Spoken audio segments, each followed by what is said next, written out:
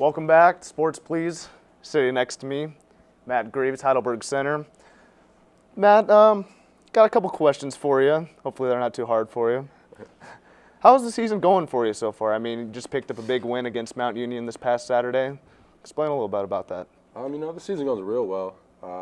Coming in, we were picked like 7th or something like that, and right now we're near the top, and we're not worrying about that though right now. We're just worrying about each game at a time, and it's one game at a time, and we'll see how it ends at the end of the year. Good. Now, I know you came from football, All-American honors this past year. What has been the biggest adjustment going from football to basketball? The biggest thing would just be the style of play. I haven't played basketball in 4 years, and to come into a sport in college, it's just it's a different pace for sure. Understandable. Going on in the field and throwing the offensive linemen, and now going on the court. And I'm not really allowed to do that. Do you use any football techniques on the court? I mean, is there anything? Being a post player, it's physical as well. It helps out that I have been playing a physical game like football, and being into basketball, it's not as physical as you probably can imagine, but yeah, there's a lot of physical stuff in it. Some throwing elbows, some Karl Malone some elbows bows, going some out bows. there. I can see you throwing some of those. What do you like better about basketball than football? I have a lot more time. With football, it would seem like we had meetings, film, all day, every day. No free time, football 24/7. Now I just get to hang out with my friends more. It's good. Playing on the court, who do you say you base your game off of? Please don't tell me Muggsy Bogues. Well, if it was Muggsy Bogues, that would be a problem for us, now, wouldn't it? But, I love Shaq. Shaq is a man. And he's just a great player. Should be playing with LA still. He wasn't as good for LA. He is helping out the Cavs. Best record in the NBA right now. Surprise, surprise. Okay, Matt. If you could switch one player from the NBA to the NFL, or vice versa, and see them play in that particular sport, who would it be and why?